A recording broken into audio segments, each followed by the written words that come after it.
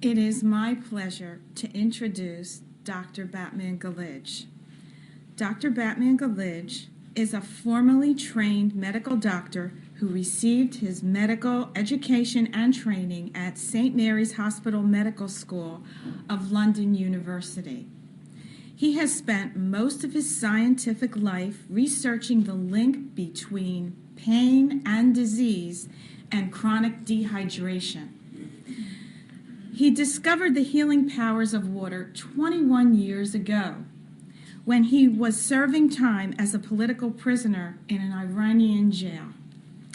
And he successfully treated 3,000 fellow prisoners suffering from stress-induced peptic ulcer disease with the only medication he possessed, water.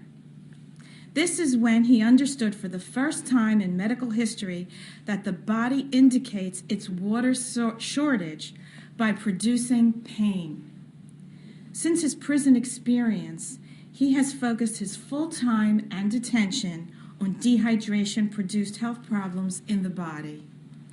His discovery has helped hundreds of thousands of people suffering from a variety of pains and degenerative diseases regain their health.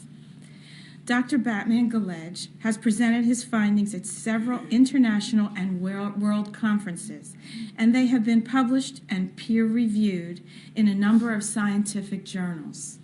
His findings are now available to the public in an easy-to-understand form in his 4 books, and his videotapes and audio tapes of his lectures plus combination programs. These health education materials have been peer and media reviewed and acclaimed both nationally and internationally. He is the author of 4 books, and they are Your Body's Many Cries for Water, How to Deal with Back Pain and Rheumatoid Joint Pain, Water, Prescription for a Healthier Pain-Free Life, and ABC of Asthma, Allergies, and Lupus. It is my pleasure to welcome Dr. Batman Galich. Ladies and gentlemen, Dr. Patel, it gives me a pleasure to be here and present to you once again my view or my discovery that chronic unintentional dehydration is the primary cause of pain and disease, including cancer, in the human body. As you know, I discovered this pain-relieving property of water in a stressful environment, in a human laboratory, stress laboratory called Evin Prison, where people were involved, not animals or rats. They had tongues, they could speak, and they could indicate their relief, they could give out their symptoms, and one could evaluate the impact of water on their health and well-being. Evin Prison will probably be remembered throughout future history that we are going to make out of that event. A significant turning point in the life of mankind, not because the authorities there killed a lot of people, but because they produced a stressful environment where the human body could reveal its stress-induced health problems, and water could reveal its magical curative properties in stress-induced health problems. We are better off as a result of what they did because of this discovery than anything that was done in research of medicine for the past 100 years. Because since 100 years ago, when we in medicine, my predecessors, started looking at the science of medicine, the question was asked, when is the body thirsty. A man by the name of Maurice Schiff, a Frenchman, said that thirst is a general sensation, and tried to stress this issue that we should look at dehydration through different perspectives in the body. Then there came a doctor by the name of Walter Bradford Cannon, an Englishman. He said, no, thirst is indicated by a dry mouth. When the mouth is dry, the body is thirsty. So we should drink water when we have a dry mouth. He was a very influential person, and the scientific community and the medical community bought into this false statement. And 100 years of money and time has been spent chasing this false assumption. And when we should have 100 years ago learned more about impact of dehydration in the human body, we wasted 100 years, and today at the end of, or at the dawn of the 21st century, we are beginning to understand that the dehydration manifests itself in as many ways as we in medicine have invented disease conditions. We in medicine, not knowing that dehydration becomes symptom-producing and lack of water in the body is pathology-producing, we have labeled states of dehydration, complications of dehydration, as disease conditions, and most often diseases of unknown etiology, in other words, cause unknown. When the body has been calling for water, it has become a fixed tradition to give it medication, to give it toxic chemicals, without trying to stress this aspect of the flaw in our thinking. I would like to get into the lecture and explain how dehydration is the cause of disease in the human body. As our famous thinker of the time said, in order to solve problems, we need to up the level of thinking from the level of thought that created those problems. That is why we need to establish a paradigm shift in our mind and forget a lot of information that we were fed and we were forced to memorize in health matters and in science of medicine. 20th century medicine is based on 4 false assumptions. The entire monument of medicine, including this beautiful structure of Jefferson University Hospital Medical School, is based on 4 false assumptions. Dry mouth is the only true indicator of thirst, which it is not. In order to be able to chew and swallow food, which is a primary function for the body, we produce ample saliva, even though the rest of the body may be dehydrated. So dry mouth is not a sign of dehydration. And as I will explain, people who've just eaten a heavy meal and within half an hour they start getting heartburn, they were able to swallow that food even though they were thirsty. The second false assumption is that water has no direct metabolic impact. It has no direct chemical effect. And the body is regulated by the solutes, by the elements that it dissolves in itself in the human body. In fact, we thought that we've taken the science of chemistry and rammed it into the human body when we discovered that the human body is made up of the similar elements that we tested in discipline of chemistry. We assumed automatically, as we did in chemistry, that water has no role. It's substance A and substance B that are principal agents in any chemical reaction.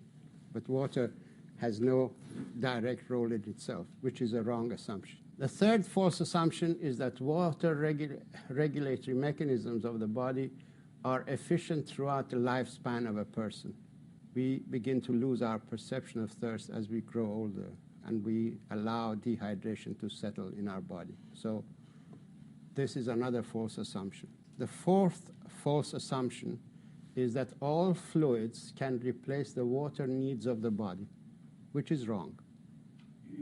Water is water. Whatever is a fluid is not necessarily acting in the body in the same capacity as water. For example, milk is not water. It is food. Caffeine in beverages has its own agenda in the human body. It dehydrates the body. Its effect on the brain and kidneys results in a lot of production of urine. It's going to flush more water out of the out of the body than there is water in the beverage. So when you drink a cup of coffee and it's 200 cc's, your body will begin to lose at least 230, 250, depending on how dehydrated you are and how your body is trying to conserve its water content. But caffeine, the sum total of it is that it dehydrates the body. Caffeine does something else which is absolutely detrimental to the health of any living matter, and that is that it inhibits the enzyme phosphodiesterase, which is essential in memory making. Dr. Patel just now was telling me that he was one of the original discoverers of phosphodiesterase activity, and well, Dr. Patel, caffeine inhibits that enzyme activity. It's been discovered in fruit flies that the fruit flies totally forget their ability to fly off. The art of camouflage is lost, and they become easy prey to whatever is about to eat them. In fact, coffee plant is using caffeine as a chemical warfare, because once any predator would eat the coffee bean, which is supposed to generate the next species of the coffee plant in the soil, it's enzymes that will allow it to remember when to camouflage, when to be alert, to be responsive and reactive and quick and agile. That ability will go, and that critter or whatever eats it will become prey to its own predator, and that is how the coffee plant defends itself or its next generation species. Now we take this seed, bean, extract its caffeine, concentrate it, and give it to our people in the form of coffee and strongly brewed coffee, and 1 cup of Starbucks coffee contains 180 milligrams of this poisonous material. And as you can see in the society, Starbucks coffee shops are mushrooming all over the place, and you can see 10 years from now how stupid we will become by following this fashion of sitting at the counter of Starbucks or any coffee shop. I'm not zeroing on Starbucks, but they make the strongest coffee, so they claim anyway. So this is a problem in our society that people don't realize. Caffeine is a stupefying element. It is designed to do that. Now we give this caffeine to our children. Rate of consumption of caffeine-containing beverages has shot up. It is now 64 gallons per person per year. And children as young as 1.5 to 2 years are given sodas. Older people in hospitals, instead of water, are given sodas. So you can imagine how our society is suffering because we don't understand the difference between fluids and water. Now, on top of caffeine, we are now producing diet sodas which contain this substance called aspartame as artificial sweetener, with the false assumption that anything that doesn't have energy and is sweet is okay, because the body is only storing energy that it gets in the form of sugar when we drink these beverages. Well, the false assumption is that we are not fooling the body, we are fooling our pockets and our health and our understanding of the human body. Because the human brain is a magnificent computer. It calculates and computes the intensity of sweetness, and to the nearest energy unit, it calculates the extent of energy that is arrived by the sweetness of the element that you've swallowed. And it's been shown that up to 90 minutes after taking artificial sweetener, when the sugar or the energy that was promised is nowhere to be found, there is a panic in the body, physiological panic by the brain and the liver, and the person is compelled to go and eat and make good the promise of energy that was given to the body by the sweetness or the intensity of the sweetness. It's been shown that people go and eat heavily after taking artificial sweetener. So all these people who carry this can of soda with them in order to not put on weight, they're actually doing the reverse. They are adding weight to their body.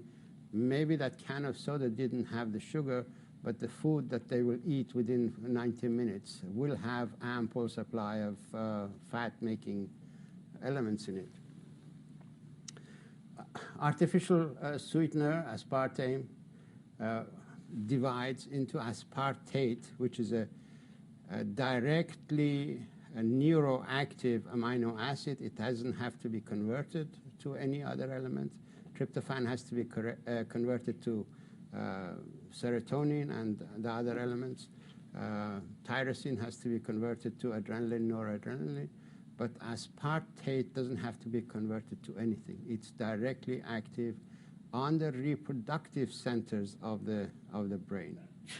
So we become vulnerable as a result of taking this active element by giving false starts to the reproductive system in the body. Aspartame has been recognized to give seizures. I presume it is the impact of aspartate amino acid directly on the brain.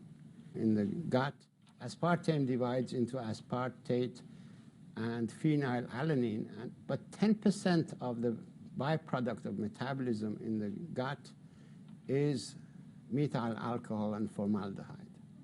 So the more people drink artificial sweeteners, the more they are vulnerable to the toxicity of formaldehyde and methyl alcohol.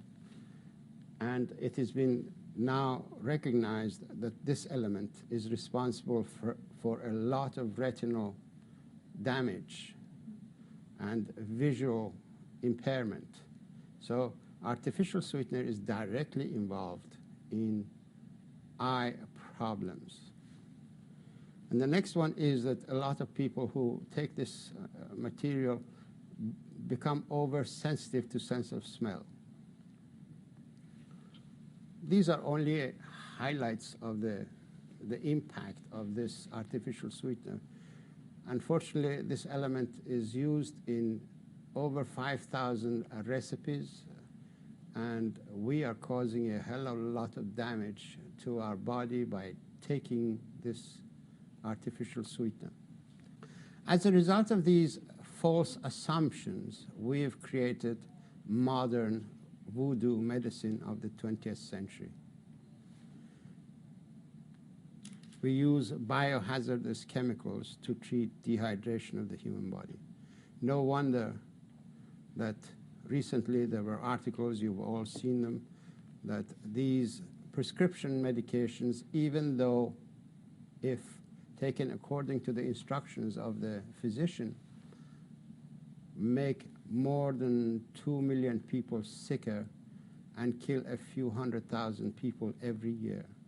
That is according to prescription, not how many mistakes are made in using prescription medication. We've produced a cost-intensive and cost-escalating sick care system because the system can only survive and thrive if people are sick. If they're well, if they're healthy, there is no sick care system. It'll be a health care system. Prevention will become a part of the program, not treatment. I can assure you that if we change the paradigm and I understand dehydration as the origin of pain and disease, we can reduce the healthcare cost of this society by no less than 60% in a matter of 10, 15 years, and have a much healthier nation, clearer thinking, more elevated in our thoughts and behavior. This is my understanding, and that's what I'm mostly talking, and my writing is addressing this issue. And I've just come back from another book tour where I traveled 14 cities. I went before television and radio and talked my head off, but no one would listen. So now, let us see what are the physiological effects of water in the body. Water has two main effects in the body. It has a life-giving effect. In other words, it doesn't perpetuate life, but it gives life. So water is vital for creation of life. Water manufactures hydroelectricity. When it rushes through the cell membrane, it turns cation pumps. It's the element that turns the pumps and does molecular exchange at the cell membrane. Water is behind that. It manufactures the energy for that function. It manufactures energy for neurotransmission through the nerve pathways. It's a process of hydrolysis is an energizing element, an energizing effect. The food that you eat has absolutely no energy value whatsoever unless there is water there to break it down, hydrolyze it, and energize it to be absorbed. I will show you a slide of that later. Then water is the bonding material. It's the adhesive that binds the elements together and maintains the integrity of the cell membrane so that whatever goes inside the cell and whatever is going outside of the cell, it doesn't interfere with the functions of the cell. And things will not spill out of the cell unnecessarily because there is an integrated cell membrane. Water is responsible for that.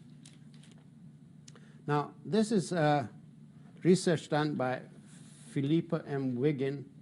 The source of energy for cation transport, or ATP synthesis, this is energy manufacturing mechanism, lies in increasing chemical potentials with increasing hydration of small cations and polyphosphate anions in the highly structured interfacial aqueous phase of the two phosphorylated intermediates. In other words, water is responsible for bringing about ATP synthesis.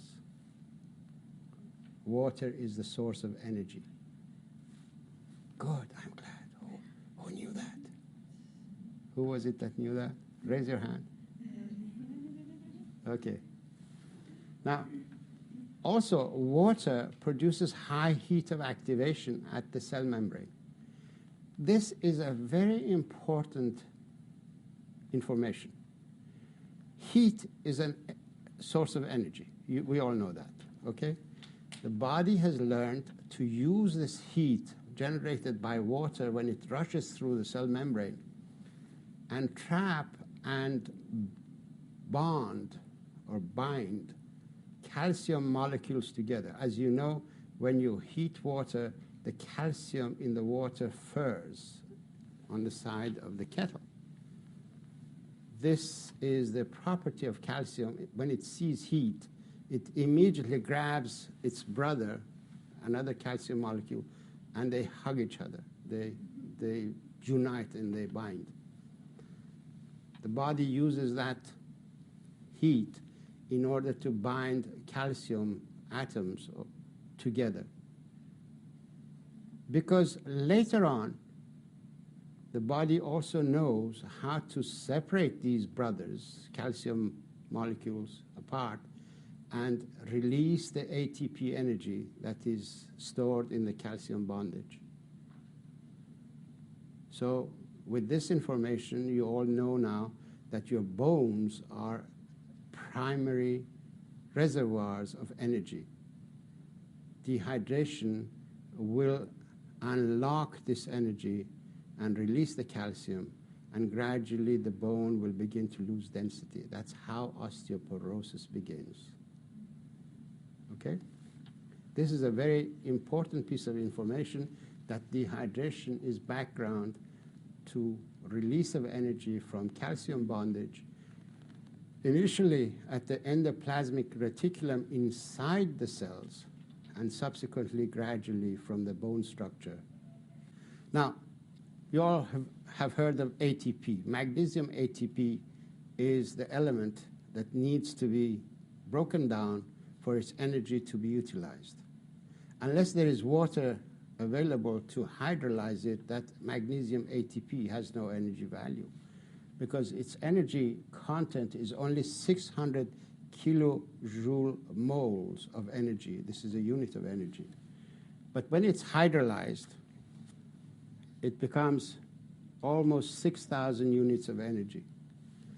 So a tenfold increase in energy because of hydrolysis. And this guy here, hydrogen ion, which has 1,168 kilojoule moles of energy in each reaction, is there to be tapped into. It's available straight away. Now, the next one is water is the adhesive material. This is a cell membrane. This is a well-hydrated cell membrane. This is a dehydrated cell membrane. I designed this slide in order to explain the difference. Water, in going through this unit here, binds the top of the tuning fork, because this is an element that is a hydrophilic cap and a hydrophobic bitail. There are two, each unit has got two tails. Water binds these together. That's how stickiness of ice comes into binding the cell membrane together. But immediately, once it gets into the main waterway, the bilayer membrane, it becomes again another structure of water. And in the process, these are hydrophobic elements begin to repel water, and they create a wave, sort of a thing.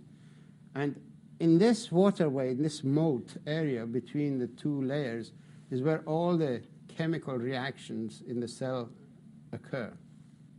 When something comes into the cell, an enzyme, it has to meet its substrate, its friend in arms, in order to perform a chemical reaction. It seeks it in this area, and these hydrophobic tuning fork vibrators, which cause stirring, will help it along in order to move and perform the chemical reaction more efficiently. Another important element is that in dehydration, the feedback mechanism, which depends on this activity, is shut down. So part of the process that occurs in dehydration is that the body, once it gets engaged in a chemical activity or a stream of activity or a cascade of chemical reactions, it gets stuck on there unless there is water to hydrate the bilayer membrane and allow the feedback mechanism to shut the chemical reaction off. This is something that's very important for control of all hormones and physiological activity that depend on feedback mechanism.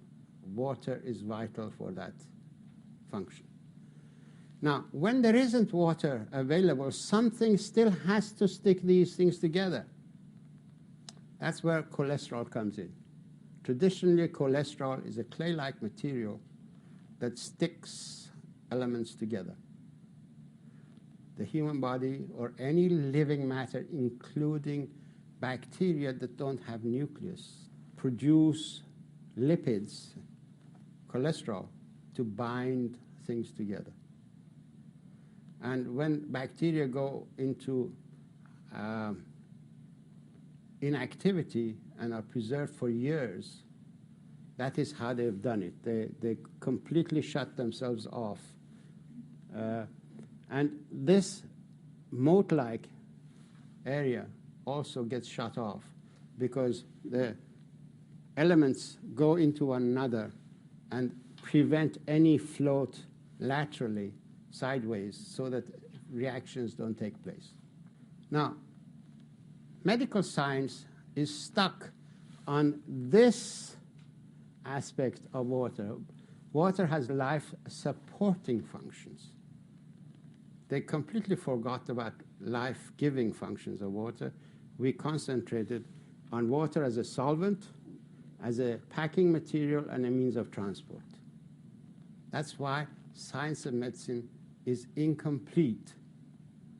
And on incomplete information, we have built a tradition that takes charge of people's health and not do well by them.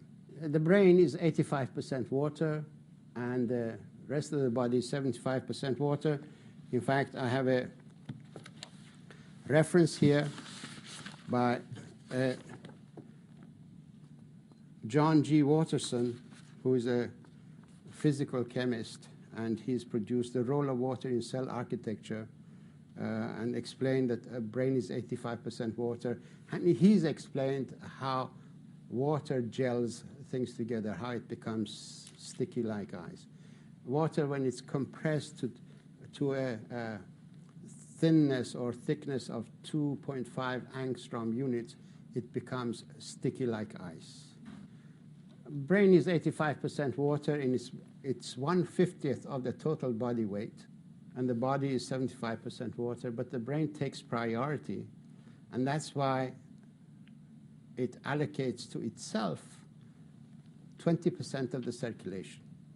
So brain has priority over water distribution because it has to perform physiological functions that are water dependent. It cannot endure dehydration, and that's why the brain becomes a reactive force in the body against the rest of the tissues in order to bring to itself the primary raw materials at the expense of all the other tissues of the body.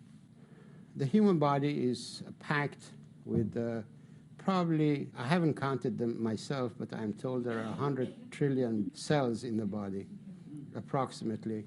And each cell is a water-dependent species packed together within our skin. And we should consider our skin as the capsule of a water-dependent satellite or a space capsule of these water-dwelling species that have come on land. Each cell has a lot of receptors, whereas in our society we have these dishes that we use electromagnetic wavelengths in order to communicate between people and countries and societies. All living matter that live in water have the same sort of receptor dishes, but they use chemical messengers, not electromagnetic, because their medium is not air, it is water. Everything has to flow and reach the destination by swimming to its receptor. And that's why each cell has got a bilayer membrane, because it has to protect itself from entry of anything that is not directly impacting the physiology inside the cell. So each cell has got selective receptors, and these receptors are only sensitive to elements that concern the activity of that cell. There are basically two oceans of water in the body. There is one ocean of water inside the cells of the body, and then there is an ocean outside of the cells of the body. The water that we drink goes directly, replenishes the ocean inside. The salt that we take maintains some of the water outside of the cells and balances these two oceans. These two oceans have to be in balance at all times. Just like the Atlantic and the Pacific, you can't let the Atlantic expand and the Pacific to dry up. The human body is just like that. You can't expand the content inside the cell of water and allow the water content outside of the cell to dry up. In fact, the reverse is true, because the physiology of the human body depends that the exterior water compartment expands and the interior water compartment in the cells begin to shrink. And this is where health problems occur, because when water is short inside the cells, the physiological functions of that cell don't occur as efficiently as they should.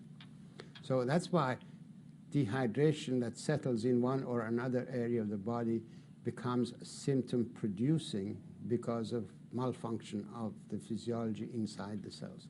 There are three major ways of delivering water into the cells. One is by diffusion at the rate of 10 to the power of minus 3 centimeters per second. The water goes through the cell membrane, gets into this moat area, and then eventually inside. When there isn't enough water in the body, because the human body has a lot of water. Let us get something clear. We have a lot of water in our body. We are talking about free water to perform new functions. Whatever water that we have in the body is already engaged in a physiological function. You cannot expect water to abandon its physiological function in the brain and go into the gut in order to dissolve or break down food, or vice versa. We need fresh water for fresh activity. If you want to eat food, you need fresh water. You can't rely on water that is in the body. That water is already engaged. And if you drank a glass of water 2 hours ago, that water is probably already sitting in your bladder and it's not in your circulation. So if you're going to eat, you better give the body some more water before you eat. Now, the other way of delivering water is by reverse osmosis, because the body tends to draw water out of the peripheral cells and bring it into the circulation and filter and inject that water into vital cells. And that's called reverse osmosis. And then you've got osmotic movement of water, because once insulin opens the gates and sugar goes in, and the mechanism is such that the other amino acids will go in, and they will carry some water with them into the cell to perform the functions that are required. And as we grow older, we lose our perception of thirst, and the body becomes dehydrated.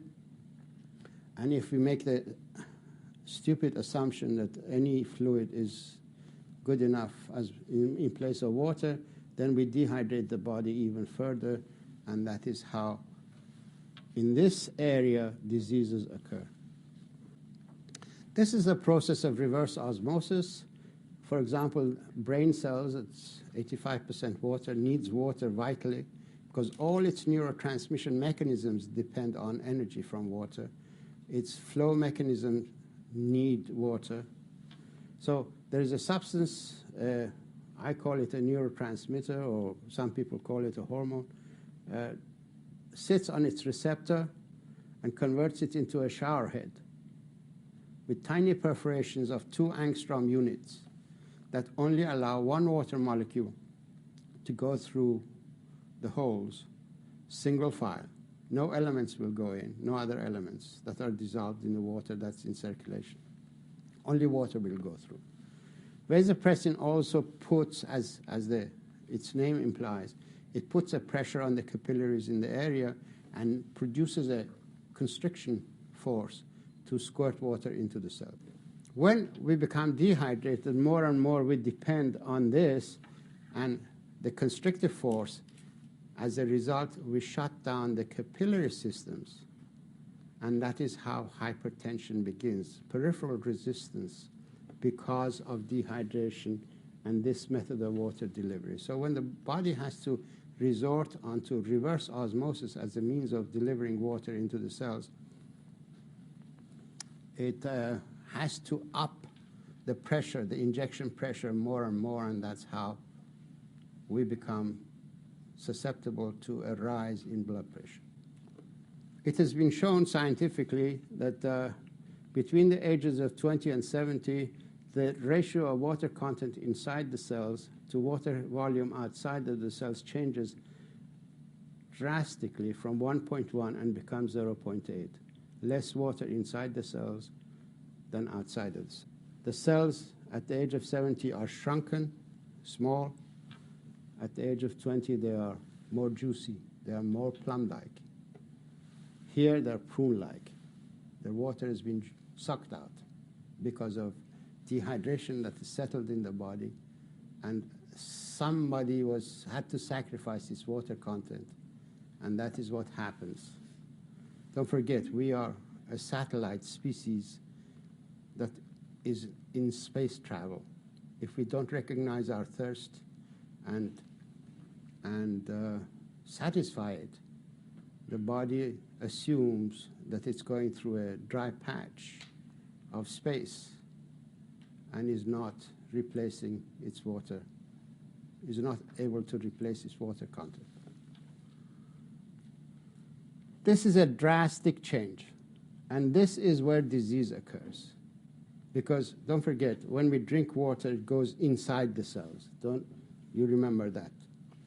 So by not drinking water, we are producing this state, and that's why we are causing a disease state in the body. I don't expect you to read this, but let me explain it to you. When I researched water in cure of peptic ulcer disease, and after treating 3,000 or more cases, I realized that these people were thirsty, and we have labeled thirst as a disease condition. I needed to find out why. All of a sudden it occurred to me that the pharmaceutical industry insists on blocking the action of histamine in peptic ulcer disease. That's why they've got H2 blockers, and such as Tagamet and Zantag. Why are they doing this, I said. And I started researching. Immediately I discovered that histamine is the main neurotransmitter in charge of water regulation and drought management programs of the body. So whatever action histamine is taking in the body, it is to cope with drought. So whatever symptoms it's producing are symptoms of dehydration and drought. That was a breakthrough in my work, and that is what I presented at the anti-cancer conference in 1987. And I explained that dehydration is the origin of pain and disease, including cancer. And when I made that presentation, and they published it in this journal, I was invited by scientific secretariat of the Third Interscience World Conference on Inflammation to present this view of histamine at their conference in 1989. I went there, and this is what I produced, that histamine is a neurotransmitter in charge of water regulation in the body, and we should not treat dehydration with medications, but with water, because water is the best natural antihistamine there is, and salt is the best natural antihistamine. So whatever I'm explaining to you in this lecture has been presented at various conferences and international gatherings. There are 3 different histamine-producing cells, basically. As a neurotransmitter, the brain cells, some aspects of the brain cells are producing histamine. Then we have the mast cells, and then we have basophils that circulate. Mast cells are basically stationary histamine-producing cells, and basophils are the ones that circulate in blood. But by the virtue of possessing histamine-producing properties, they're all to be considered as neurons, as brain cells or extensions of brain cells. So mast cells become brain cells locally, and it has been shown that also nerve grows towards them. So in other words, they're connected to a nervous system in the tissues. And then you've got the basophils that circulate. Water and salt are the best natural antihistamines. Not that we want to get rid of histamine, but we want to allay its anxiety that there is no water in the body so that it doesn't overreact, because histamine can become very insistent. It is a ruthless neurotransmitter because survival depends on a very strict rationing system, and histamine exercises that strict rationing system in the body when it's dehydrated. Histamine is with us from minute 1 of life.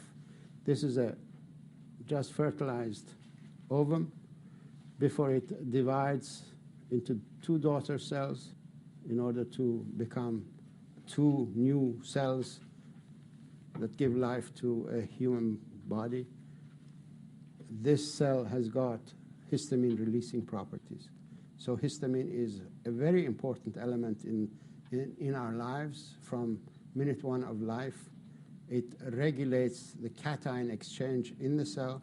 It liberates energy for cation exchange. When water is not around, it brings circulation to the area in order for the cell to expand 75% of its volume in water before it can divide. Between the ages of minute 1 to 9 months, histamine regulates, and with growth hormone and mother's hormones, regulates the water intake of the cell, and of course placental hormones. And after childbirth, growth hormone and histamine, and at the age of 25 onwards, we lose growth hormone, but histamine is still active. We gradually lose growth hormone, and we lose our perception of thirst because of our lifestyle problems, and we gradually become dehydrated because there isn't growth hormone there.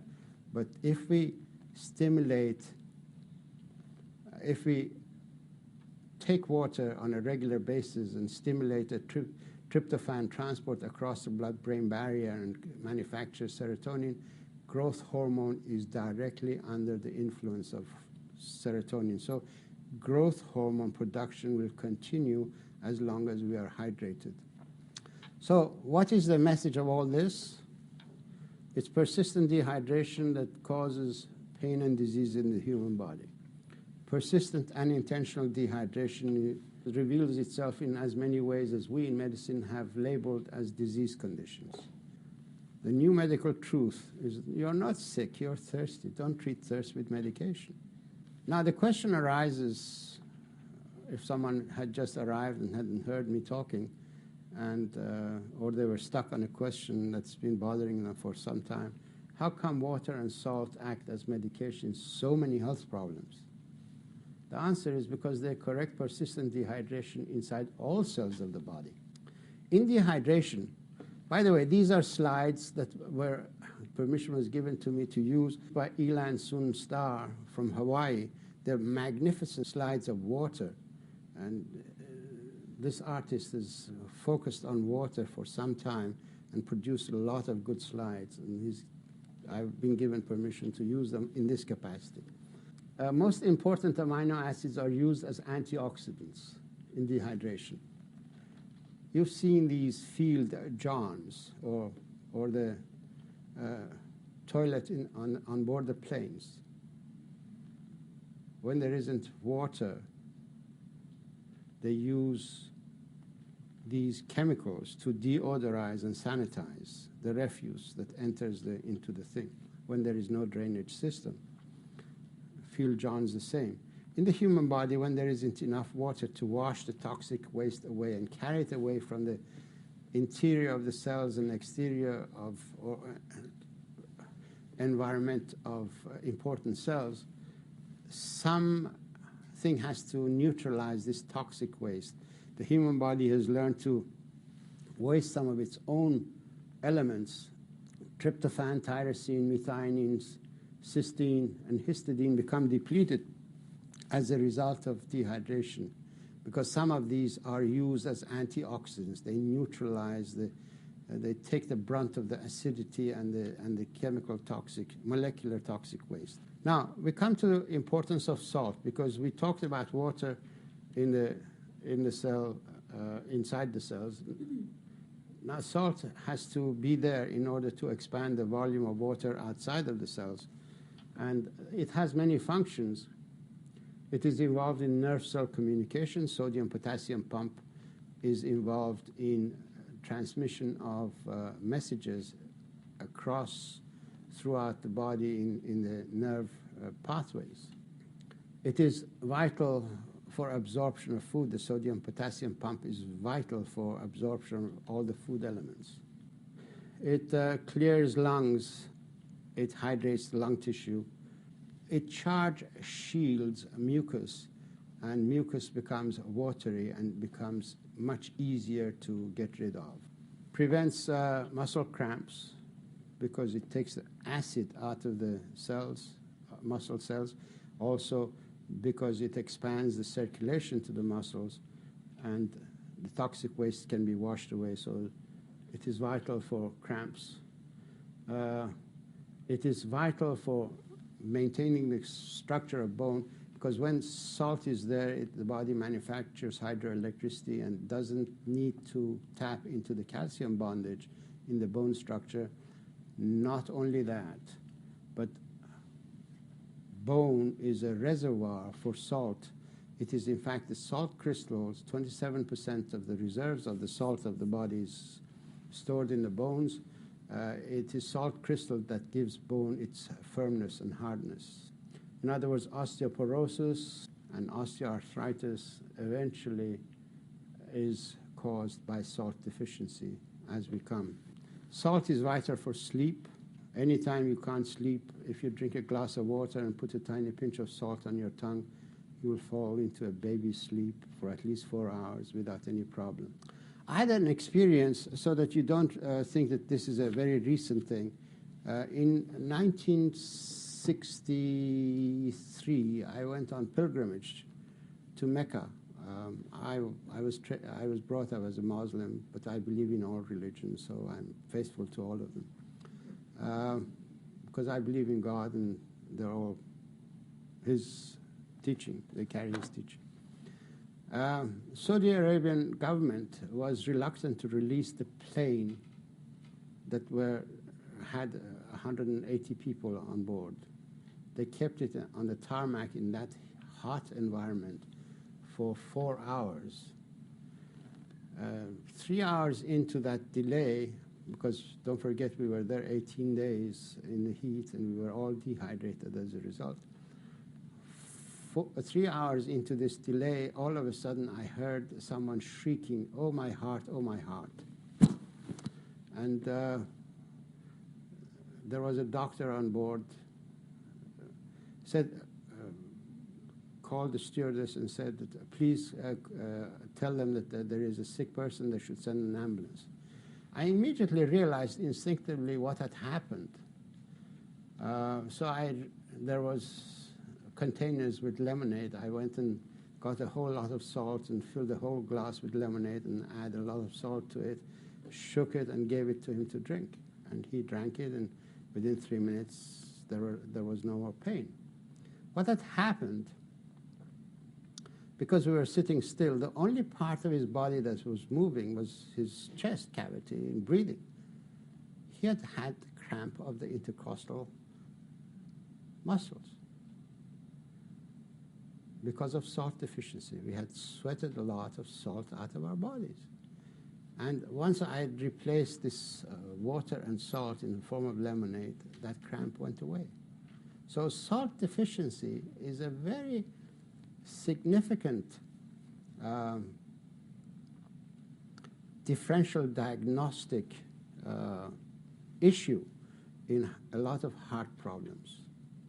A lot of these all of a sudden pains may be produced by dehydration, as I have experienced. I treated a person with 3 glasses of water when his pain had begun at 1 o'clock in the afternoon after lunch. When I saw him, it was 11 o'clock. He was in real, almost semi-comatose state from pain. He wouldn't respond. I shook him. I said, "What's the problem?" He said, "My peptic ulcer disease is killing me." I said, "What have you done for it?" He said he had taken 3 tablets of Tagamet and a whole bottle of antacid, and nothing had worked. So when I gave him 2 glasses of water, within 10 minutes he started calming down. I gave him a 3rd glass of water. Within another 6 minutes, within 20 minutes, he was totally pain-free. So dehydration can mimic surgical complications or problems of surgical nature, because normally this person would have been rushed in America or in Britain. He would have been rushed to the hospital, and they would have opened him up to see what's happened. And of course, they wouldn't have found anything because he was only thirsty. Salt is vital in extracting acidity out of the cells. In cation exchange, what happens? Sodium goes into the cell and hydrogen ion comes out. This is a silent activity. Then potassium goes into the cell and sodium comes out. So this is a cation exchange mechanism that you need salt in order to extract excess acid out of the interior of the cells and reduce, or rather take the acidity out and make the internal environment of the cell alkaline. Brain cells perform this function by having a lot of salt in their environment, because cerebrospinal fluid is no less than a very salty ocean of water around the brain. Salt is essential for balancing blood sugar. Osmotically, when there isn't enough salt, the design of the body is such that its sugar level goes up in order to osmotically draw water out of the cells and make it available for the brain, because the brain doesn't need insulin in order to metabolize the excess sugar. And water is essential for hydroelectric energy. Salt is vital for essential absorption of essential minerals. When we are short of salt, means we don't break salt down into sodium and chlorine or chloride in order to manufacture sodium bicarbonate, which is an acid neutralizer, and hydrochloric acid, which is poured in the stomach. Hydrochloric acid is vital for absorption of the essential minerals. Zinc, magnesium, manganese, selenium, copper, chromium, and molybdenum, in that order, depend on acidity inside the stomach in order to get absorbed. So, in other words, salt deficiency can directly cause mineral deficiency. That's why a lot of people in dehydration are both zinc deficient, magnesium deficient, and selenium deficient, and a lot of impotence is probably caused by this guy not being available as a result of salt deficiency. Water is vital. Salt and water are vital elements for integrity of the brain function. As you know, 85% water, the brain is. And all transport systems in the nervous tissue are carried in microstreams. There is a better slide of this will come. So dehydration is responsible for loss of essential amino acids and minerals, which are ultimately the cause of a whole lot of neurological disorders and brain damage. This is a single nerve in a large bundle. It has microtubes. Microtubes are perforated cation pumps that are stuck together side by side. These microtubes act as drainage pipes in the cytoplasm that has got organized water. So it draws water and creates an area of lower viscosity, and the transporter protein moves on the microtubes that generates hydroelectric energy for transfer of this vesicle of products which have been manufactured in the nerve cell itself, but has to be carried all the way down to the extreme nerve endings. Some of these elements are on passage for months before they reach their destination. And yet this is called the fast axon transport system. That is how water is vital for nerve transmission.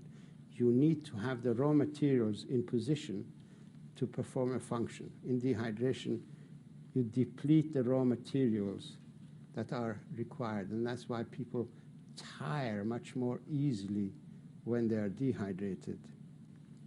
In dehydration and associated achlorhydria, zinc, magnesium, manganese, and selenium are the elements that become depleted. Multiple sclerosis, amyotrophic lateral sclerosis, which is Lou Gehrig's disease, Parkinson's disease, Alzheimer's disease, and others strongly reflect some of these mineral and amino acid deficiencies.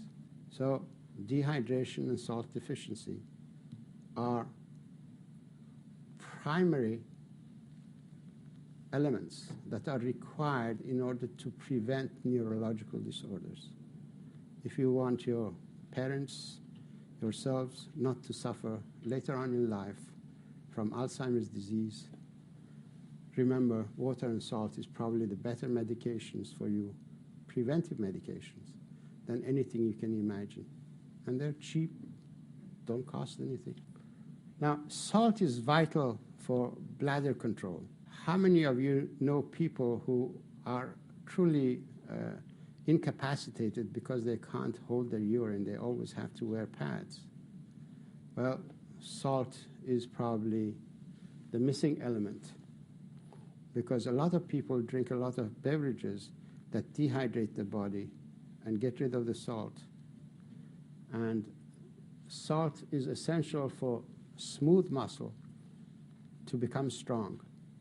This is a lady whose letter is in my book, ABC of Asthma, Allergies, and Lupus. Her name is Dotley Reed.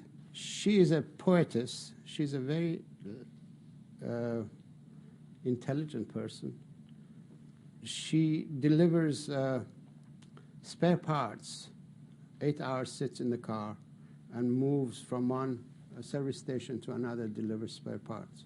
She always had to carry 3 changes of clothes with her because she knew that she would need them. She had no control over her bladder. She would leak. And she came across my information on salt and started increasing her salt intake. And within 3 or 4 days, she noticed the difference. Within 8 days, she was totally dry. And this is her quotation from the book. She says, "I have a weak bladder and had even taken spare clothing as I was sure they would be needed. I arrived with not a drop of anything on my clothing. I had talked myself off salt, a bad mistake." It's a bad, sad experience that 15 million people have that? I understand that there are this number of people who have this problem and bear it with a lot of grace, but unfortunately they are suffering. So salt is a vital element.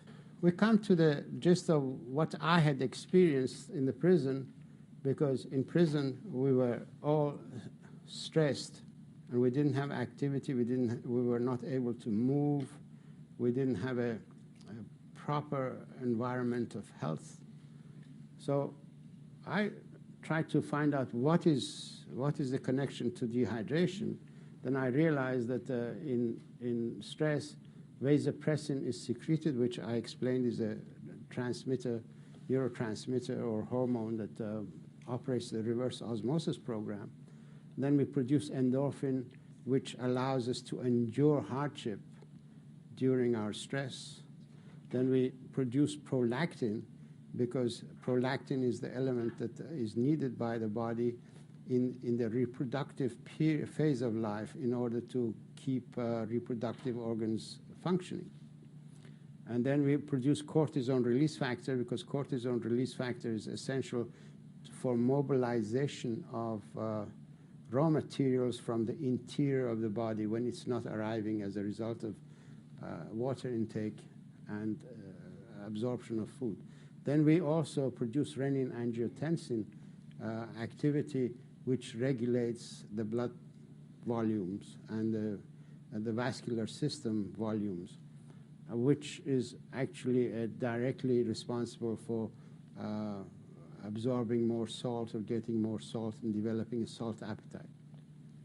As a result of my research and my understanding the relationship between histamine, hydration, histamine production to renin-angiotensin system activation, and vasopressin and prostaglandin production, defined the following conditions as the primary indicators of or consequences of chronic dehydration.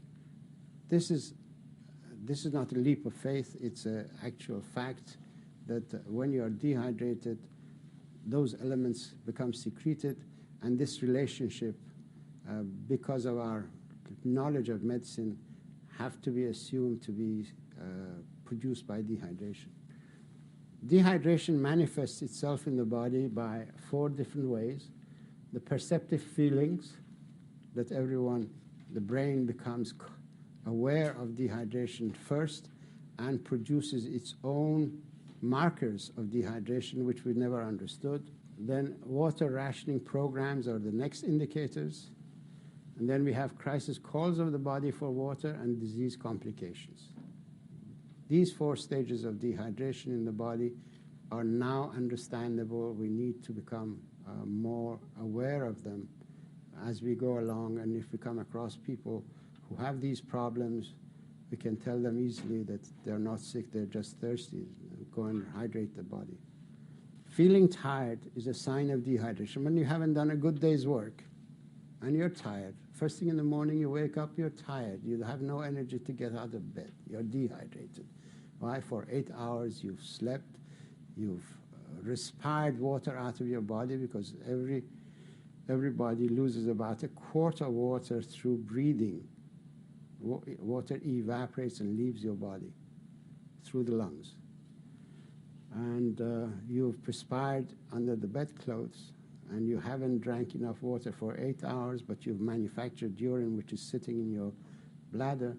So you're truly dehydrated by the morning, and your brain cells, when they need energy of hydroelectric energy to be vibrant and alive, they don't have it. So you get tired unnecessarily first thing in the morning or throughout the day when you're active, and it's not a high-intensity activity, and yet you get tired. That's a sign of dehydration. Water is a better pick-me-up than anything you can imagine. Feeling flushed, again, the vascular system to the face stems from the same route as goes to the brain. So when vascular system in the brain is being opened up, nonetheless, the vascular system to the face will also open up, because face is the extension of your brain. Your face is not just the nose, 2 eyes, and a mouth, and your 2 ears, but it's full of nerve endings. Your face is, in fact, a receptor dish that's connected to your brain, and it reads its environment constantly. And so it needs more circulation to be integrated with the brain activity, when there is dehydration and the brain recognizes that dehydration, it also brings more circulation to the face because those are the extensions of its activity. Being irritable again, I've explained these in the book, you can read those. Being anxious, being dejected, these are all consequences of not having enough energy for brain function. And depression is another sign of dehydration because not only you become depressed by energy loss, but you also become depressed because you lose the amino acids such as tryptophan and tyrosine, which are supposed to revitalize your brain function. You lose serotonin level in the brain, and that's why a lot of people who are depressed have low serotonin level as a result of losing tryptophan. And also water is vital for tryptophan to go across the blood-brain barrier when in dehydration its competitors go across the blood-brain barrier. Having a heavy head and not a headache, that's a sign of dehydration. Cravings, alcohol, cigarettes, drugs, dehydration cravings. You need to increase water intake and you can kick off any habit. Then we have the water drought management programs of the body: asthma, allergies, hypertension, old age diabetes, and autoimmune disease. These are all signs that the body is in crisis drought and resource management. One of the areas where drought management hits us in our society is asthma. It affects 17 million people. 15 million children suffer from asthma because lungs are where you lose water. Lung tissue can become very dried up when you take rush wind into the lungs, and rush wind plus all the water vapor that can leave out of the lungs.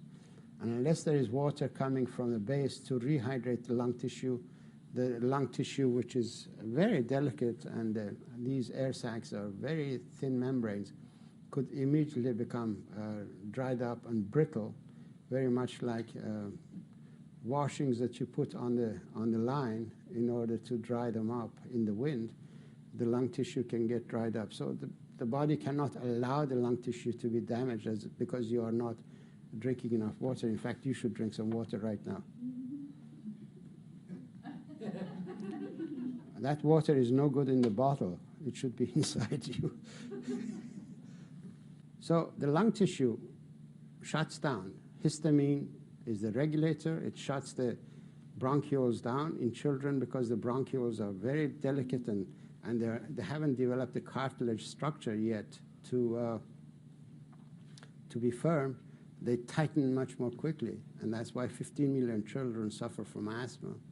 And every year, many thousands of these people die because of the ruthless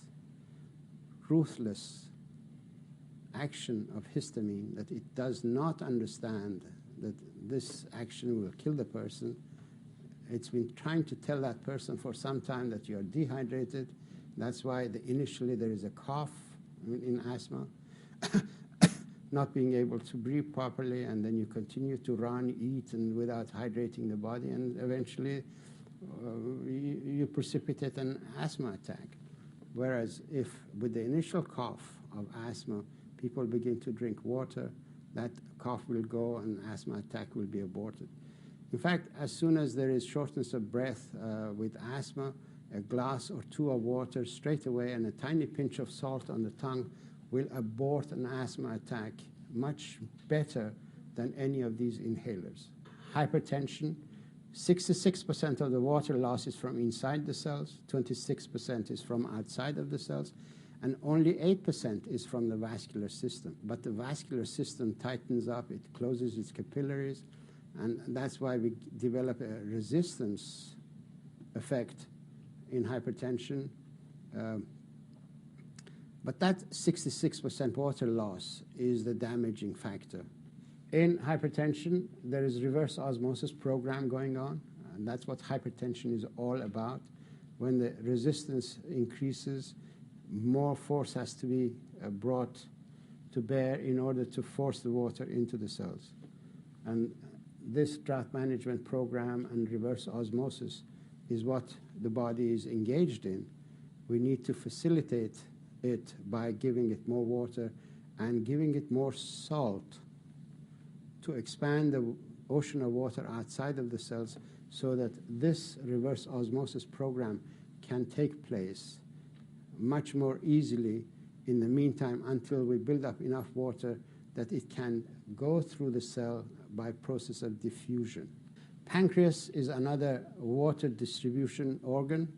It produces watery bicarbonate solution and injects it into the first part of the duodenum in order to neutralize the acid that comes out of the stomach. Pancreas also produces insulin that opens the gates, and sugar can move into the cells and as a result carry the other amino acids and water. This is an embarrassing situation when the body is short of water. So the mechanism that brings water to the pancreas in order to manufacture a watery bicarbonate solution more and more will shut down the insulin-producing mechanism. In other words, prostaglandin E, which is the main subordinate water regulator to histamine, gets engaged nonstop in bringing more circulation to the pancreas, will shut down insulin production. So old age diabetes or type 2 diabetes is a condition of dehydration of the body. Once we begin to increase water intake and salt intake, we can reverse that. We can cure diabetes, type 2 diabetes. And type 1 diabetes, which is the mechanism that goes beyond it, becomes an autoimmune disease, as I will explain. Insulin-producing cells are destroyed. This condition, too, will benefit by increased water intake. The need for insulin will decrease drastically, and we prevent the secondary damage of dehydration, such as vascular damage and retinopathies and things like that. So these things will disappear. They will not occur because they are secondary damage produced by dehydration. Autoimmune diseases are insulin-dependent diabetes, just I explained, neurological disorders such as multiple sclerosis, amyotrophic lateral sclerosis, Parkinson's disease, lupus, muscular dystrophy, chronic fatigue, Hashimoto's disease, a whole lot of other conditions are produced as a result of a cycle that begins to establish in an area. The damage of dehydration occurs when cortisone begins to secrete a lot of interleukin-1 and depresses interleukin-2 production, which are two elements that the white cells produce in circulation in order to regulate their subordinate actions. Interleukin-2 stimulation stimulates immune system and interferon production, which are the defense mechanisms against bacteria and cancer and a whole lot of other things. In dehydration, to the point that we have to rely on cortisone activity, this element becomes destroyed or suppressed. Interleukin-1 is responsible for mobilization of elements from the body tissues themselves. This is a slide that I need to explain to you. Vasopressin, that I showed you earlier, is a cortisone release factor. It's a very strong cortisone release factor. It's a modulating cortisone release factor. When dehydration occurs in the body and vasopressin becomes more and more active, vasopressin produces cortisone release factor, and cortisone release factor stimulates interleukin-1 production. And this becomes a vicious circle. More and more occurs. At a certain level, a substance called interleukin-6 and another one, tumor necrosis factor, are secreted.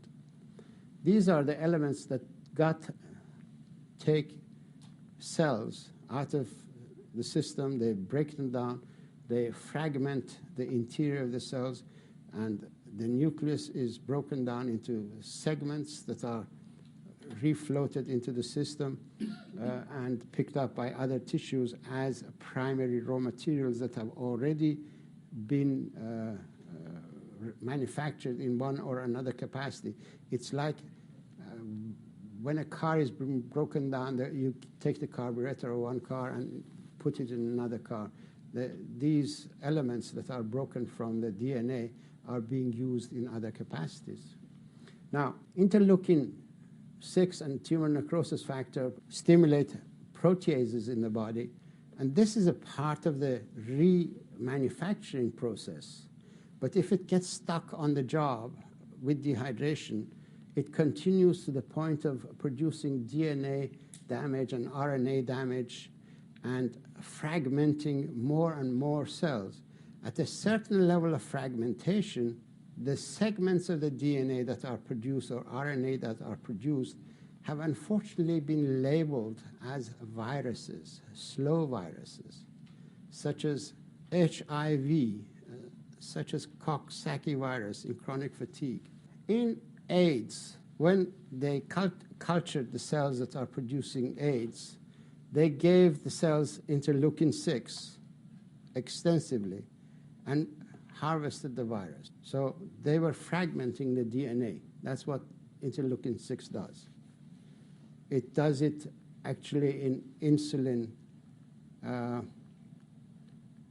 breaking down the beta cells. Interleukin-6 breaks down the beta cells and produces the type 1 diabetes. Now, in HIV commercialization, they don't say that they produce the virus with interleukin-6. But in the culture medium, when they gave these cells one of the essential amino acids that I showed you that become deficient, they gave these culture cells cysteine. These cells didn't produce any more virus. So HIV virus is produced when the cell is deficient of an element, such as cysteine and zinc. Now, they have converted this half science into a money-making and people-killing process we call AIDS research. We take this exactly the same problem to Africa, and we say a whole continent of Africa suffers from AIDS, not realizing that drought in Africa, food shortage in Africa, is the primary cause of the problem, because AIDS is a metabolic disorder. It's not a viral disease. I've said that a long time ago. I've said it in scientific language. I've explained this process in scientific language. And the section is in my book, Your Body's Many Cries for Water. It is on my website, watercure.com, so that the world will know AIDS is a fraud. Position on AIDS is a fraud. The pharmaceutical industry is perpetrating fraud against society. And scientists are allowing it because they don't think. They buy whatever pharmaceutical industry says, hook, line, and sinker. Now, these slow viruses occur as a result of resource deficiencies. If we correct the metabolic problem, initially dehydration, subsequently the minerals that are deficient, and eventually the amino acids that are the building blocks of cell activity, then we can correct these disease conditions. The emergency calls of the body are early morning sickness of pregnancy, dyspeptic pain, migraine, headaches, angina, rheumatoid joint pain, back pain, intermittent leg pain, colitis pain, and fibromyalgic pain. Pain occurs in the body when the body becomes acid. If you've got a urine that is light yellow, urine should be actually colorless, almost colorless, but up to light yellow is acceptable. But when it becomes orange, then your body is getting acid. You need a pH of 7.3 to 7.1 in the blood and 7.4 inside the cells. When you alter this by dehydration, not drinking enough water to wash the acid out of the body, and the interior of the cells become acidic, you don't have enough sodium to take the acidity out of the cell, then you build up the acid, which damages the DNA. So this is a primary problem. But before this occurs, acid converts prekallikrein to kinin inside the cells. Kinin is a pain producer. When the body becomes acid, you produce more kinins in the cells. Nerve endings in the environment where you have high acidity register this chemical environmental change with the brain, and the brain registers it with our conscious mind in form of pain, meaning pain is a sign of high acidity when there hasn't been enough water in circulation to wash the toxic waste away. That's why pain is a limiting factor. It's telling us, don't create more acid, go and drink water, let it circulate, let it wash the toxic waste out of the environment, and then once the pain subsides, then it means that your body is okay, you can use it. This is what pain means, high acidity in the body. This is the alkaline level. When the body becomes more and more acid, the interior of the cells become acid, and some of these may be nerve endings, and they register this with the brain in form of pain. And the brain translates the information for the conscious mind in form of pain. There are two components to pain. One is the pain that can be dealt with locally. When you take one of these painkillers, you prevent prostaglandin and kinin formation, which are the pain-producing elements that are subordinate to histamine. But there is also a central nervous system pain that directly signals pain, and these painkillers cannot get at the central nervous system pain. That's what happened to the guy that I treated after 10 hours of pain with water when none of these pain medications had worked on him. He was suffering from his central nervous system mechanism of pain production. That's why a lot of these people who are on painkillers gradually become less sensitive to the medication, and that's why the doctor has to change and change and change, but never work. And there are 110 million Americans who suffer from pain of one kind and another, and they don't realize that they've been dehydrated all this time. Painkillers cut the connection between prostaglandin and kinin and platelet activating factor, and this is a water regulator, but it also regulates completion of cell maturity. So dehydration plus painkillers makes the body susceptible to cancer cell formations, producing immature cells. Long-term use of painkillers is dangerous. Anginal pain, even though the heart circulates all the blood, nonetheless, the heart muscle itself could become dehydrated to the point of producing pain. But the mechanism is a little more complicated than that. When we eat and we don't drink enough water, gastrointestinal tract deals with the situation, borrows water from here and there to the best of its ability, and produces a concentrated form of digestive juices that enter the blood, digestive products that enter the blood and go to the liver, and the liver pumps it eventually through the portal circulation to the right side of the heart, and the heart pumps it into the lung tissue. And the lung tissue, because of its nature, will absorb a little more water that's not there, and makes the blood even more concentrated. But the lung tissue in the process is now beginning to sense dehydration and is producing constrictive chemicals. These constrictive chemicals, if they spill over into the circulation and go to the left side of the heart, they will have exactly the same impact on the vascular system of the heart and produce a spasm of the coronary artery. And this, in my opinion, is the cause of pain. That is the cause of anginal pain. But also, this concentrated blood will begin to draw a lot of water out of the membrane cells. And because of its nature of rushing and pumping action and the abrasive action of concentrated blood and acidic blood that's damaging the tissue, circulation in the coronary arteries becomes hazardous to the membrane because it produces tiny abrasions and tears. And unless something covers up these abrasions and tears, the blood will find a lip in one of these tears and peel the membrane off and throw it as an embolus. So the design of the body is such that cholesterol is designed to come and cover up that abrasion straight away and smoothen over it. It makes it waterproof so that no more water will be lost to the blood.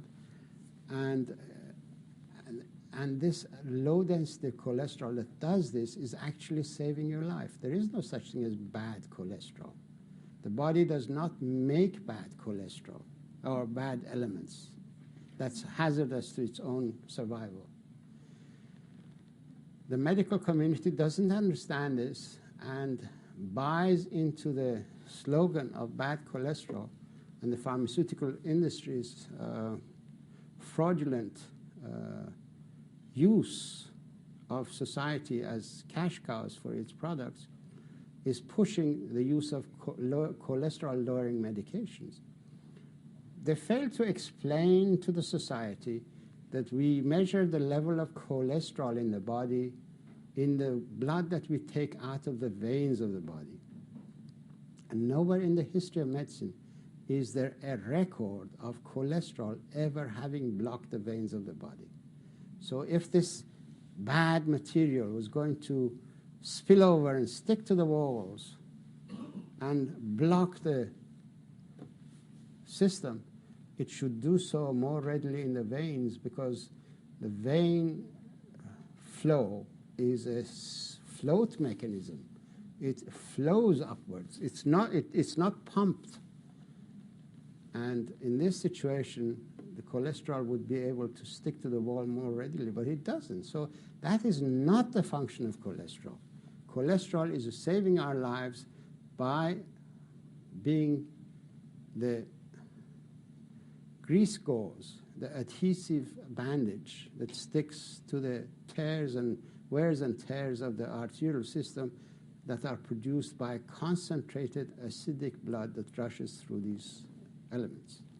So beware, cholesterol-lowering medications are dangerous. They are not helping you. They're in fact causing a lot of liver damage. A lot of people are now suffering from liver problems as a result of buying into the idea that cholesterol-lowering medications are essential for you. Joints, another one. Cartilage retains a lot of salt. It needs a lot of salt in order to keep water. Water is the lubricant in the joint. Normally, water comes through the bone marrow, but when there is dehydration, the bone marrow takes priority, doesn't allow the water to diffuse through the bone marrow into the cartilage area, and wear and tear by using the joint that's dehydrated will produce the osteoarthritic level of damage in the joint. So water and salt are the better medications for arthritic problems, because salt is vital for cartilage. Cartilage and the discs of the back, spinal column, retain a lot of salt in their structure and maintain a lot of water, and that's why these elements are not only the lubricants, but they are the shock-absorbing elements. Now, complications of dehydration, raised cholesterol that I explained, heart failure that I tried to explain, chronic fatigue that I did try to explain, cancers, multiple sclerosis, osteoarthritis, and so on and so on. Cholesterol, I explained, becomes the adhesive material that sticks the cell together. If cholesterol wasn't there, this cell would die very quickly. It'll disintegrate. Cholesterol has other functions. It converts to, under the influence of sunlight, converts to vitamin D. Vitamin D goes through the cell membrane on its receptor its tail sticks out, calcium sticks to the tail of the vitamin D, and all the other elements stick to the tail of the calcium, and the whole thing is taken in as a train, as a food train. So cholesterol is a vital element in the human body as a mechanism of converting sunlight to within the food metabolism of the body. So sunlight is absolutely essential. So people who've got high cholesterol, it means that they're actually low in energy level. They need to go out in the sunlight and get a little more of their cholesterol converted to vitamin D and enhance their food chain activity. By the way, cholesterol is also the element from which all the hormones are made. Cholesterol is the element that the body uses as an insulating membrane on all its nervous tissue. So cholesterol has got a monumental role in the human body. There is absolutely no such thing as bad cholesterol. The idiots who use it should be hanged. Cancer. As I explained, I presented at a cancer conference the explanation that cancer in the body is produced by dehydration. And water and salt are better medications for cancer than anything you can imagine. Cancer cells are primitive cells, genetically selfish. In other words, they're unsophisticated cells. Through our cultural development, cells of the body have learned to perform a role within a capacity of function. As we become dehydrated, we reduce that integration of activity, and gradually we force cells to become immature and primitive. They live in anaerobic environment and low oxygen needs. If oxygen reaches cancer cells, it'll kill them. And that's why they've been trying to treat cancer with hyperbaric oxygen, things like that. But the best way is to increase water intake. It will take oxygen to the cancer cells. Cancer cells in culture reveal stem cell properties. In other words, if they don't have to go and take fetal tissue, they can take cancer tissue and produce stem cells. In cell cultures, if they don't give the right deficiencies to the cancer cell, it'll immediately become a stem cell. In order to produce cancer, we need 4 things that must not be there, or it's a multi-system dysfunction. First and foremost, DNA damage, as I explained. Then we have got a repair mechanism that is deficient. Then we've got receptor downregulation because the cancer cell becomes primitive, and then the immune system suppression. DNA damage is produced by excess acidity in the cell. You've seen these monuments, stone monuments, when pigeons sat on them and the pigeon droppings defaced the monuments. The acid ate into the stone. Now, our cells are less hard than the stone. They get more readily damaged by the hydrogen ion that is produced in the acid environment inside the cell. So there is DNA damage as a result of dehydration. The tripod lysine, tryptophan, lysine is the enzyme that recognizes DNA damage and transcription indiscretions and cells that are not normally integrated into the system, and cuts and splices and repairs the DNA damage, this enzyme system. Now, in dehydration, we lose tryptophan because it's used as an antioxidant. We lose a whole lot of amino acids that in dehydration are sacrificed. So the DNA repair mechanism becomes damaged as a result of dehydration because the elements that should be there are used in another capacity. Then another problem is autonomy of the cell. Histamine produces a lot of calcium release, as I explained, that calcium is being used as an energy source. And individual calciums stimulate protease activity in the cell membranes. And protease activity converts protein kinase C, which is a normal, well-functioning and integrated normal cell, and uses protein kinase C for its activities. Proteases destroy this and convert it into a protein kinase M, which is a much smaller protease that manufactures protein.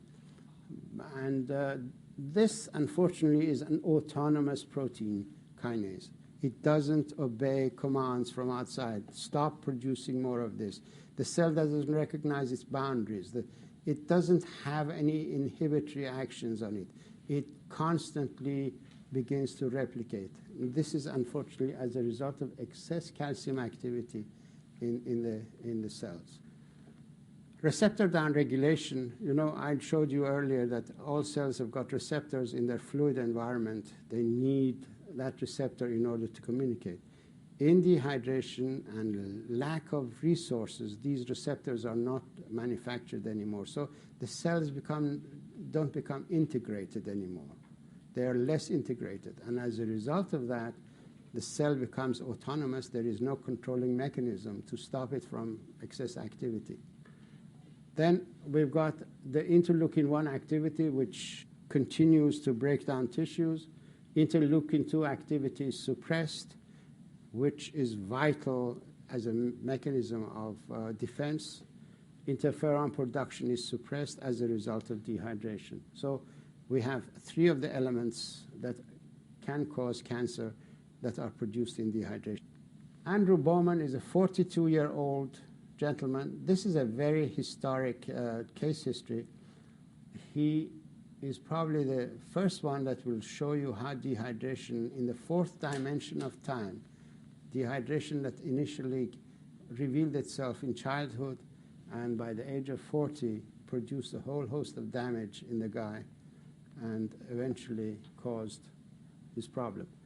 At the age of 8, he had allergies. By the age of 23, he had asthma. 14, he developed diabetes, and he had neuropathy, diabetic neuropathy at the age of 26. His immune system was suppressed and had many bouts of infectious mononucleosis or glandular fever.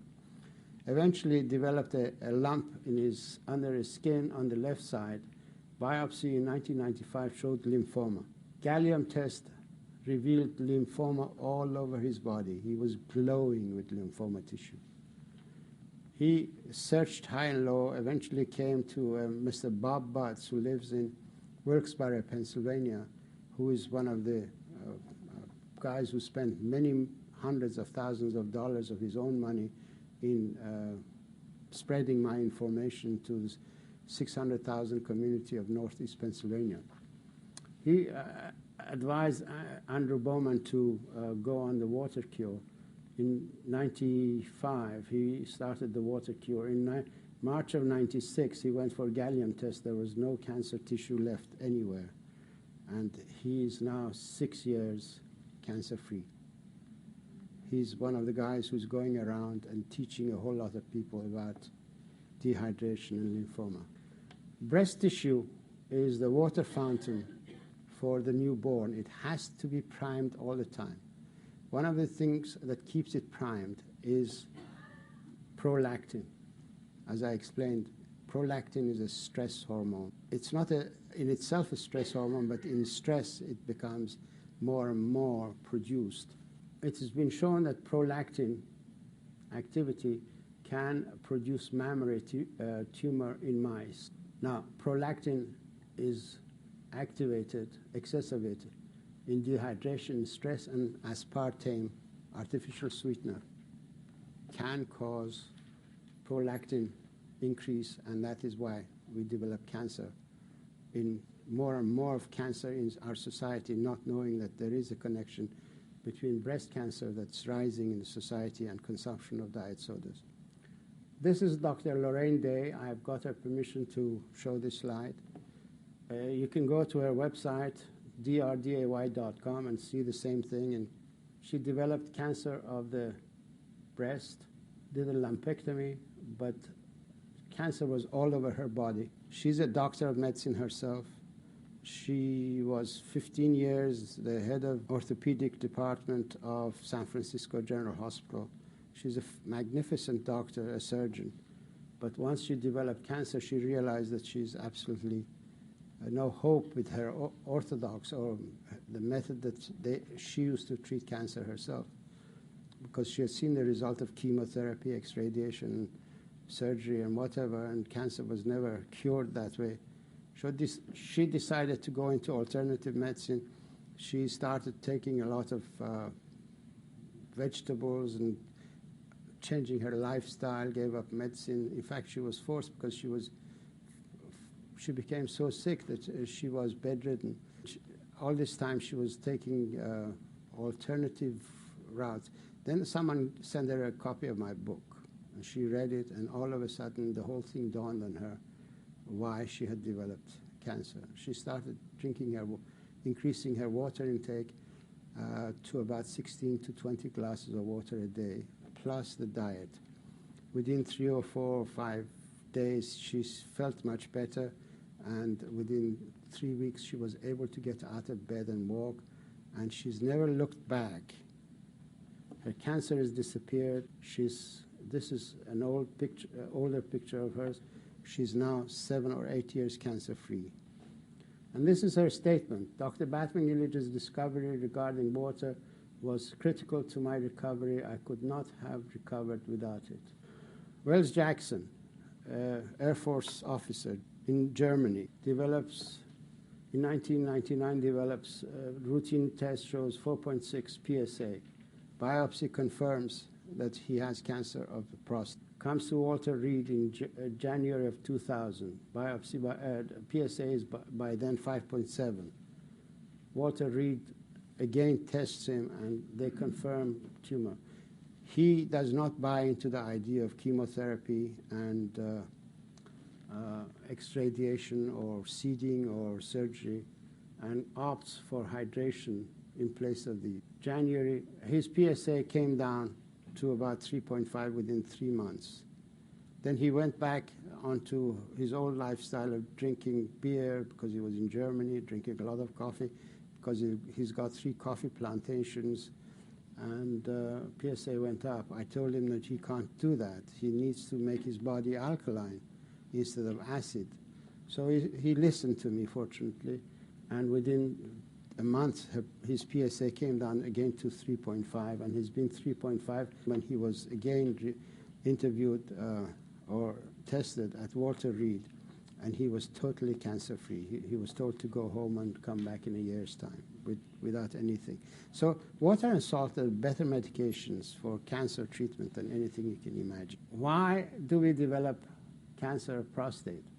Because prostate gland contains a lot of acid phosphatase, which is an enzyme system that becomes stimulated in an acidic environment and produces more protein. So the prostate enlarges in acidic environment and eventually produces cancer in acidic environment. If people have got cancer of prostate, they need to make their body alkaline. Any form of cancer, you need to make your body alkaline. I will explain how to do that. Water is the best mechanism of making your body alkaline. It washes the acid out of the body. You manufacture urine, and urine will take a lot of acid out of it. In order to bring the acid, extract the acid out of the cells, you need salt. And I'm showing this salt shaker, but I don't really mean that you should take table salt. You need unrefined salt that contains all the other elements in it. There are 82 elements in sea salt. The manufacturing companies wash these elements and sell them separately at high prices and give you the sodium chloride, which doesn't serve the same capacity as all the other elements that should be in salt. But nonetheless, even in this capacity, this table salt should be taken unless you've got the other kind of salt. you need the other minerals, and you can get those other minerals from fruits and vegetables. We need half the body weight in ounces of water. In other words, a 100-pound person needs 50 ounces of water. And for every 10 glasses of water, we need at least half a teaspoon of salt. Half a teaspoon of salt is 3 grams of salt, 3 to 4 grams, depending on the size of teaspoon. And the better formula is a quarter teaspoon per quart of water in order to maintain the balance between the intracellular and extracellular fluid volume in the body. If we are active, we need more water, we need more salt, because we perspire and respire and we get rid of salt. In hot climates, we need more water and salt. If we eat heavy food, we need more water and less salt, because heavy food probably has, if you're eating meat and things like that, has a lot of salt in it. So please listen up. The best solution in life for maintenance of health is in adjustment of water and salt intake to the optimum level that your body requires. Anytime you feel tired, drink a glass of water, not anything else, because water is a better pick-me-up than anything you can imagine. And water will open up your brain function. Your brain will function infinitely better under proper hydration than in dehydration. 3 elements will bring you health: adequate water intake and salt intake. You need daily exercise. Daily exercise is vital, because your muscle movement regulates the physiology of your brain function. Very simply put, when you move your muscles, not only you recirculate the blood from your lower extremities, because your legs, the muscles of your legs are your secondary hearts. Your heart pumps the blood in your arterial system. Your calf muscles will pump the blood in your venous system. So you need to walk in order to bring circulation back to the heart, and also let the lymph flow. That's how the whole mechanism takes place. And exercise has another function. When you use your muscles, you burn up nuisance amino acids, which are the branch-chain amino acids: valine, leucine, isoleucine. These are competitors to tryptophan and tyrosine for passage across the blood-brain barrier. When you take these branch-chain amino acids out of circulation by burning them in the muscle, you allow the tryptophan to go across the blood-brain barrier more readily and easily and manufacture serotonin, tryptamine, melatonin, and indolamine, which are the amino acids. And your tyrosine will go across the blood-brain barrier and manufacture your adrenaline, noradrenaline, and dopamine, which are vital elements against depression and so on. Water does another thing. Water by itself actually produces up to 90 minutes stimulation of the sympathetic nervous system, which stimulates adrenaline, noradrenaline activity. And fat-burning enzymes in the body are hormone sensitive. In other words, adrenaline, noradrenaline stimulate the fat-burning enzymes in the body, and you begin to metabolize fat as a source of energy. Exercise does that. After 1 hour of walking, your fat-burning enzymes become measurable. Hormone-sensitive lipase becomes measurable in your blood circulation up to 12 hours. So if you walk twice a day, you will have 24 hours activity of the hormone-sensitive lipase, which breaks down the fat in preference to anything else. So your muscle is conserved, your fat is burnt, and that's how the body begins to energize itself. But in dehydration, you willy-nilly use up both muscle tissue as fodder for energy, as well as the fat. So walking is a very important element. And also, when you walk, you hydrate the spinal discs, and your back pain will disappear, your body becomes upright, and also breathing is essential part of walking, because in breathing you make your body alkaline. Every time you pass carbon dioxide out of your body, you make your body alkaline. You also need, in preference to anything else, you need a lot of vegetables, because vegetables contain a lot of magnesium. Vegetables make your body alkaline. It is a rule that you need 20% of your energy from an acid-making system, such as a protein, meat, or poultry, or if you're meat eaters, and 80% from vegetables and fruits. And these guys, sodas, alcohol, coffee, and tea, are no-nos for health. Thank you very much.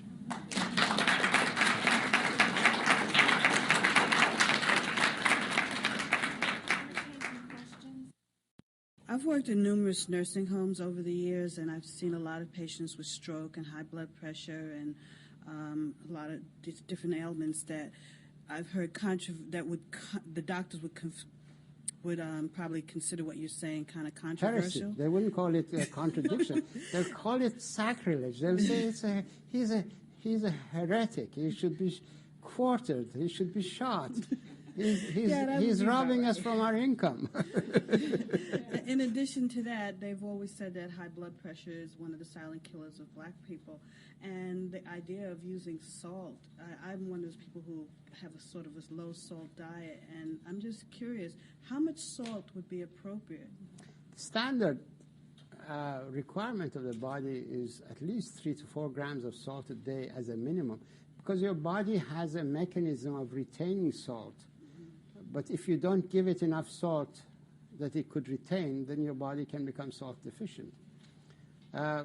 Even cardiologists, standard understanding is that salt is a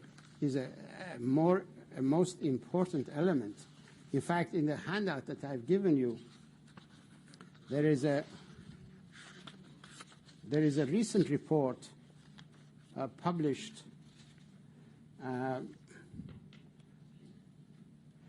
from Albert Einstein School of Medicine. Dr. Michael Alderman, chairman of the epidemiology at Albert Einstein School of Medicine in New York and president of the American Society of Hypertension, suggests the government should consider suspending its recommendation that people restrict the amount of salt they eat. This is the recent information. And in fact, it says that people who are on low salt diet are more prone to die from heart attacks and strokes than people who are on higher salt diet.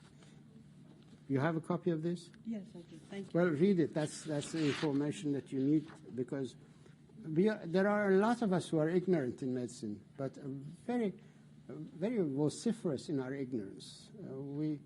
When you've got a belief system, you stick to the belief system far more, how shall I say, emotionally than if you had intelligence, because in intelligence you have to argue. In belief system you reject the information straight away.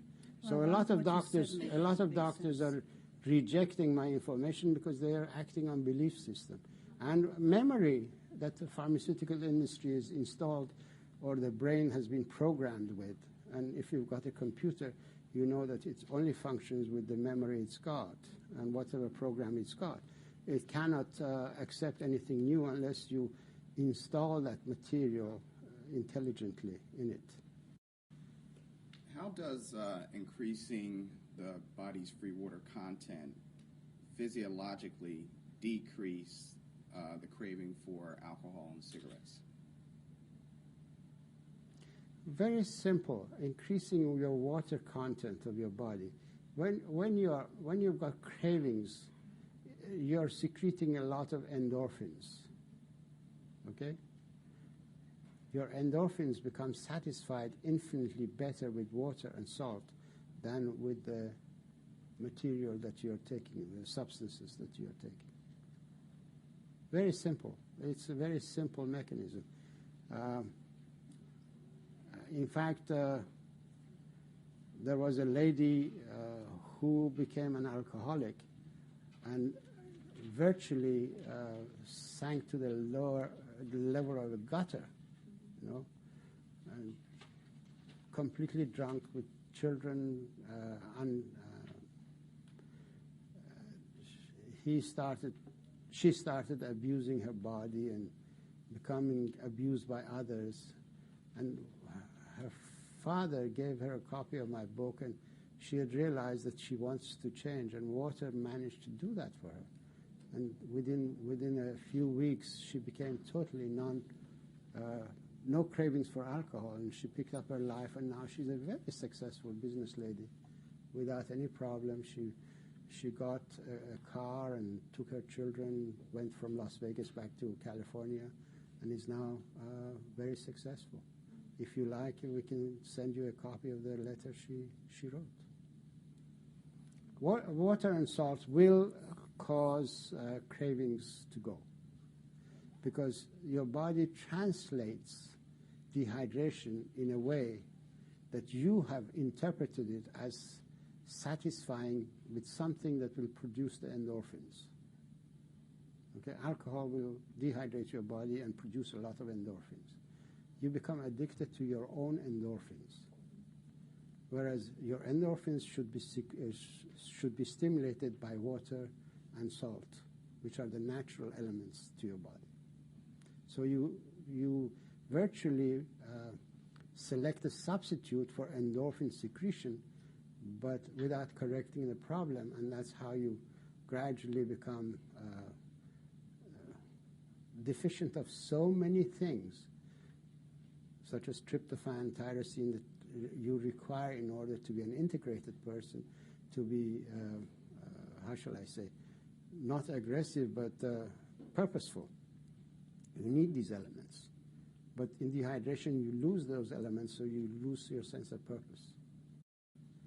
Dr. Pratap, it will be my pleasure to answer any question you've got. No, in your book, someplace you have written regarding government is using something for warfare. What is that?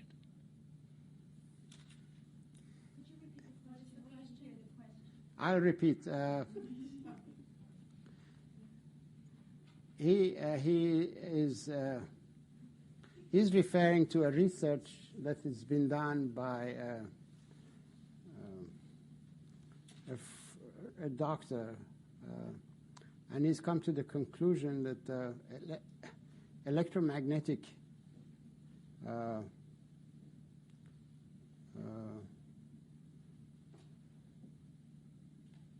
wavelengths, energy pulses, are being focused and beamed and programmed to take over the brain's own electromagnetic fields. And by doing so, the government can influence the person into performing a function that would not be desirable. I've explained that in the book ABC of Asthma, Allergies, and Lupus, that your face actually is a receptor dish, and it constantly is tabulating information that it receives from its environment. But this is good information. The government has learned to use this portal of entry into the brain by producing pulsed energy to overtake the body's physiological functions. For example, in fact, I had a talk with a military officer who was in charge of this. He said, yes, this is actually the case. We are using this as a non-lethal battlefield means of neutralizing the enemy soldiers. That's what they're doing. For example, the person will completely lose control of his or her bowels, or lose a volition to fight and would put down his gun and go away. In fact, this gentleman, this doctor, thinks that they used it in Desert Storm, and they incapacitated the Saddam Hussein's imperial guards, or guards, revolutionary, what guards they call them anyway. And that's why we had no casualties.